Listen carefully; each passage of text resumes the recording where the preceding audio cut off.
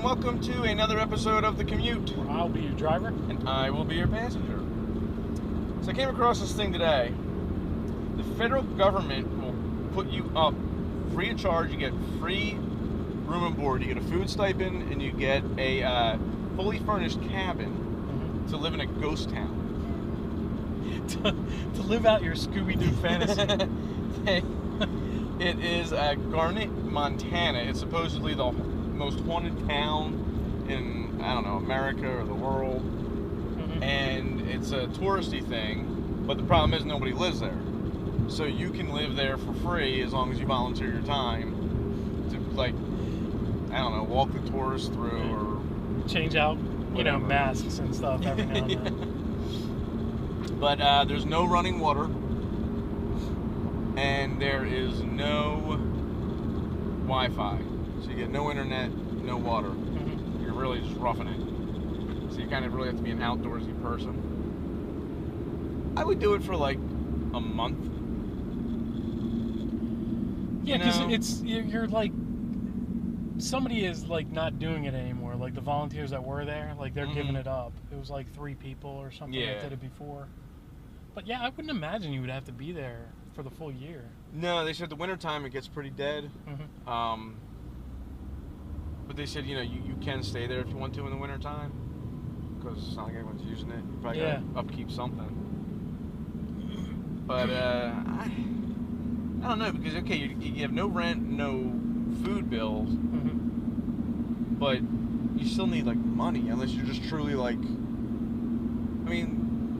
you're probably just out there. You just live. That's what you do. Like, you're not like, hey, let's go to the movies tonight. But you don't have any fucking money. What's the tourist part of it, though? Like, where do they come there? Like, so do you have to give guided tours of shit town? I mean...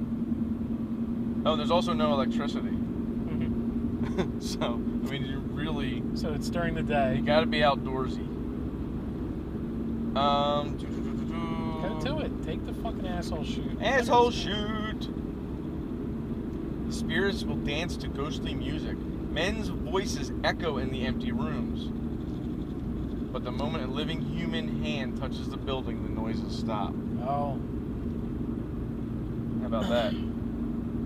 Winter visitors tell of transparent figures clad in old-fashioned clothing wandering the streets and footprints in fresh snow leading into buildings, but never coming out of them. But they don't cause any trouble. That would be terrifying. The footprints, Dude, that's not the scariest footprints. And if I believed in ghosts, that would be the worst place for me to stay. That's what I'm saying. If like ghosts don't bother you, why the fuck not? Hey, you know what? I'm roughing. I'm quitting my job. Yeah. Going up there. You'll live out there for a while. Fish, hunt, fucking relax. Yeah, you gotta be real outdoorsy though. You gotta be real outdoorsy, dude. No electricity, no water. Why don't they make a show out of that instead of those Alaska fucking people? Ghost Town. Or instead of those other fucking ghost shows they put on that are Ghost Town fucking thing. Well, no, because they'll make it into that, is why. See, they already ruined it. Yeah. That's why they don't make it into a show, because they know they'd ruin it. Yeah. However, if you had us in it, that'd be a fucking show. That's right. But we'd have to bring Wi-Fi out there, because... Yeah. Or and electricity. We catalog all the shows and be like the fucking Blair Witch when we came back. Oh. Some found footage. Just throw it in the fucking field one day. Look out for the footprints. Okay, so what exactly is happening when your knuckles crack? Yeah, I don't know. There's always a thing where, like, you're... Like, they tell you, don't do it, you'll get arthritis, because it's your bones cracking or whatever. Well, they did that, like, this study on it, where they cracked it and they put it through an MRI. And this is to replace a study that they did back in the 50s, where they did the same thing just in an x-ray machine, but MRI, you can track like blood flow and air pockets. They thought it was air pockets before, right? Right, yeah, and it's just, with the MRI, they determined that it was the displasion of the fluid. Like, it not being in there, like, creates a vacuum, and it creates, is what creates that sound. But whether it's bad for you or not is an urban legend. They still don't know. Nobody knows if that's a thing. So I wonder why, like I can't crack my knuckles. Like, I'm not a knuckle cracker. Oh, yeah. Like, if I try to, like, I can't. My knuckles don't crack. Yeah, mine So, do. like, why is that? Why do I lack fluid? No, you got plenty of fluid, I guess. I have extra fluid because You're full of fluid. I'm full of fluid. I'm fluid full. Huh. Yeah, I don't know. All my fingers crack, and then my face would crack if we ran into this truck. You'd be a ghost in Montana. Yeah, I'd go live in Montana and not get paid. See, so that's what I want to know then. I want to know why I can't crack my knuckles. Now that we know why special people can crack their knuckles at will. Yeah, I don't know. So I was thinking maybe I didn't have any fluid, therefore I can't create a vacuum. Mm-hmm. But maybe I have. Oh, So I either have not enough or too much fluid. You're drinking too much water. That's the problem. Gotta dry yourself out for a few days. Yeah. All right, I'll switch to whiskey. You got it. You already tried that. Yeah, I still can't crack my knuckles. And this douchebag, a passenger was kicked off a flight for poking a snoring seatmate with a pen. Yeah. No, he said it was stabbing. Like if you watch the interview with him. They said they looked over him and they found bruises on him. Mm-hmm. And I think just because he was an old man. Yeah. You're gonna bruise if I poke you. If I look at you too hard, if I look at you sharply, you're gonna bruise. See, this guy was snoring, and this lady's trying to get him to stop poking him with her pen. Mm-hmm. They even showed the pen marks on his sleeve. Yeah. Why'd she take the cap off? That was a dick move. Because she wanted to hurt him, I guess. Maybe she was using the cap and it wasn't working. Yeah. So she was like, I gotta get more piercing. Uh-huh. Poke, poke, poke. I don't know. I can't believe they kicked her off the flight for that. Yeah, they turned the plane around. There's a whole video of it. They did give her a flight later on, but just on a different. But yeah, if you get a chance to look at this, look this up, look at the video. The guy was like, yeah, I would have poked him even if he wasn't snoring. Really. Yeah, it seems like that happens to him a lot. He's constantly poked. He's just got one of those faces and attitudes, and is a person. He's very pokeable. Yeah. He's a Pokemon. I was trying, like, through the screen, I was trying to fucking get at him. I wish I had a touch screen. I'm looking this up on my phone. Yeah. Now this is really cool. Robot chef that can cook 2,000 meals to go on sale in 2017. Like, you can buy this, dude. Yeah, I saw that. Like, it going on sale was amazing. I didn't get to finish off the article before I sent it. It's really cool. So they made the thing by filming an actual chef cooking food, and then they have these hands and these arms that mimics it like really well. You know, like the movements and the actions are really smooth. They said it stores constructed 2,000 recipes, you know, pre-stored. But they said by the time it comes out, they'll make improvements to it where it will have a, because what's it come with now?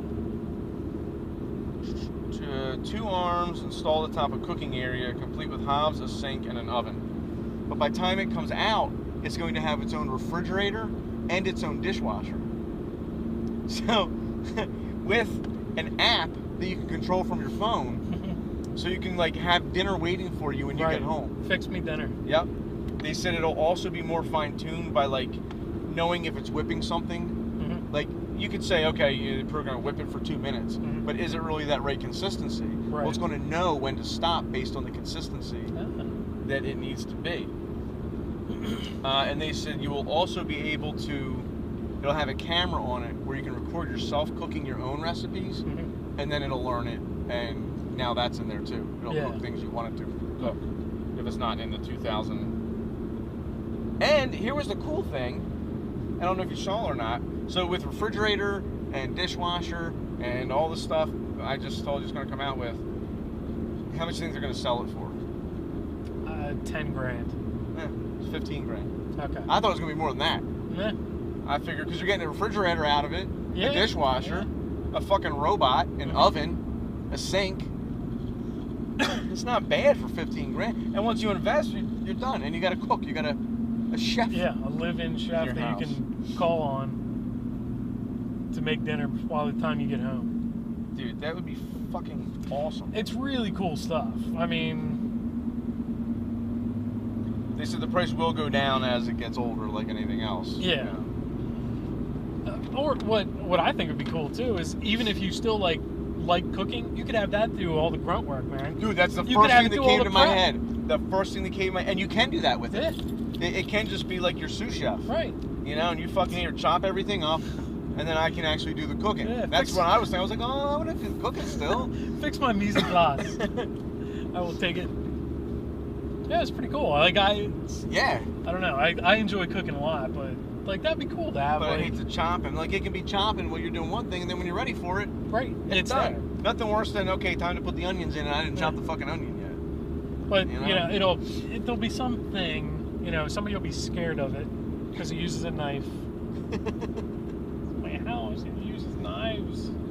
I was wondering though. It didn't say like. Let's say it goes. I'm not home. I tell it make me chicken parm or whatever, and I'm out of parm. Mm-hmm. Does it like act like it has to? I'm reaching for the parm, or does it just say I got to stop making the fucking food? No, it's probably got to have all the stuff in a certain place.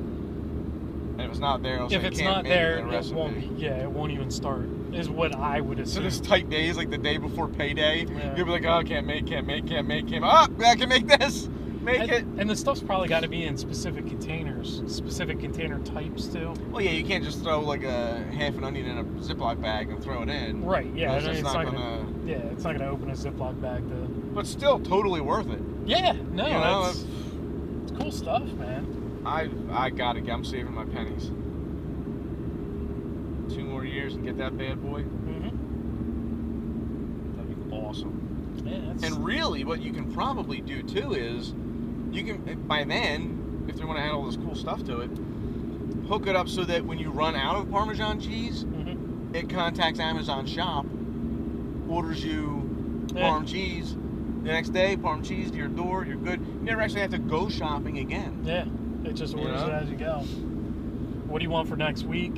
You could even do that, yeah. These are the dinners I want. Boop, boop, boop, boop, and it makes sure whatever you don't have, it orders. Done. Shopping for the week. Yep.